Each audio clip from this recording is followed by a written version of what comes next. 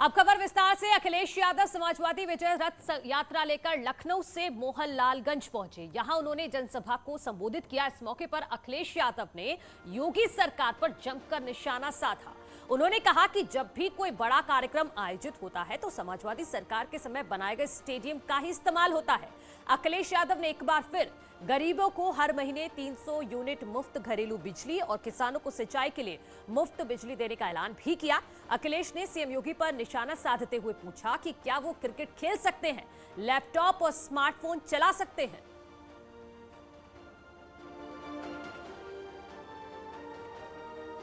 Samajwadi party का नए साल पर पहला संकल्प याद है कि नहीं याद है आपको कि हमारे गरीबों के लिए, उत्तर प्रदेश के लिए घरेलू बिजली 300 यूनिट फ्री देने का काम अगर कोई करने जा रहा है तो वो समाजवादी लोग करने जा रहे हैं। बताओ 300 यूनिट फ्री चाहिए कि नहीं चाहिए?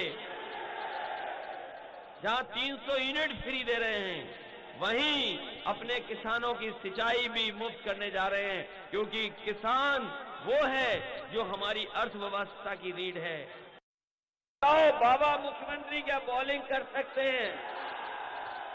क्या बाबा मुख्यमंत्री बैटिंग कर सकते हैं? क्या बाबा मुख्यमंत्री विकेट कीपर बन करके बॉल पकड़ सकते हैं?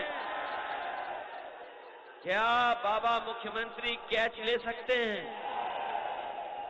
क्या बाबा मुख्यमंत्री फील्डिंग कर सकते हैं? और क्या बाबा मुख्यमंत्री लैपटॉप चला लेते हैं? क्या बाबा मुख्यमंत्री टैबलेट चला पाएंगे? और पता लगा है कि जहां लैपटॉप नहीं चला पाते हैं वहीं वो स्मार्टफोन भी नहीं चला पाते हैं। इसलिए हम आपसे निवेदन करना चाहते हैं कि अगर उत्तर प्रदेश को खुशहाली के रास्ते पे ले जाना है तो योगी सरकार बनेगी, तभी जाकर के उत्तर प्रदेश खुशहाली के रास्ते पे जाएगा।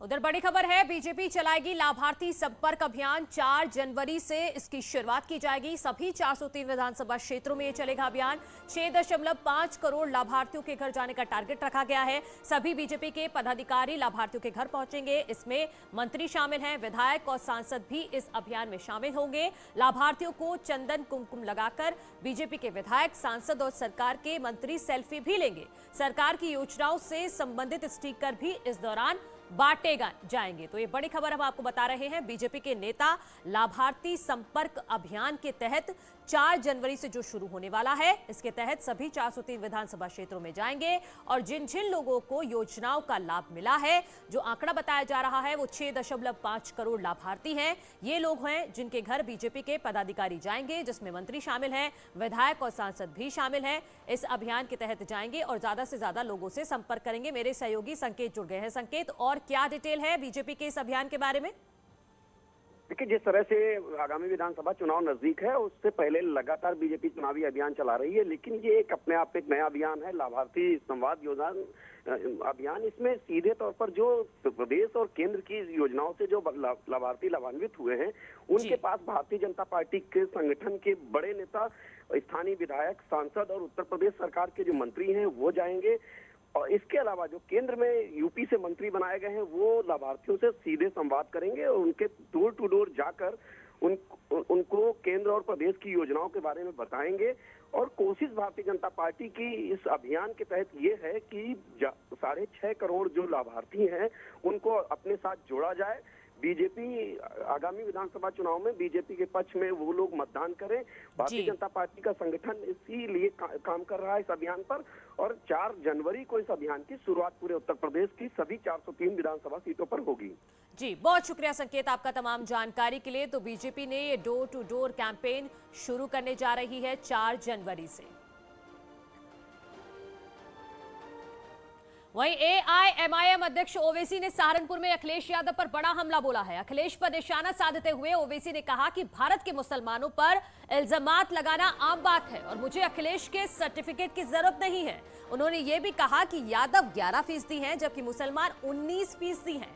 उन्होंने कहा कि अखिलेश और मुलायम सिंह मुसलमानों की खैरात की वजह से ही मुख्यमंत्री बने हैं।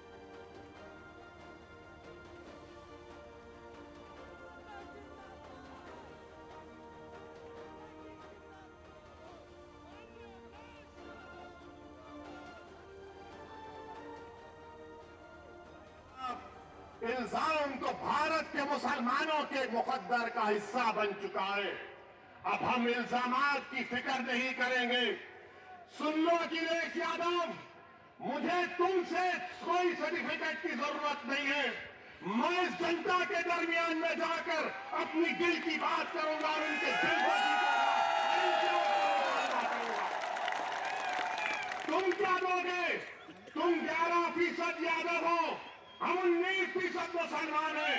अगर तुम मुख्यमंत्री बने और जनाब मुलायम सिंह बने तो मुसलमानों की वोट की खैरात से बने। तुम याद रखो इस बात।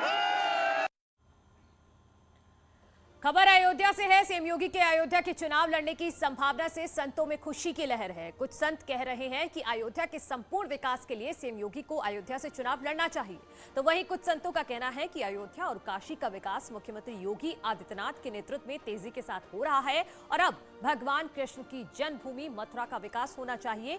इसीलिए सीएम योगी को मथुरा से चुनाव लड़ना चाहिए ताकि मथुरा में जल्द से जल्द श्री कृष्ण जन्मभूमि पर भगवान कृष्ण का भव्य मंदिर निर्माण हो सके।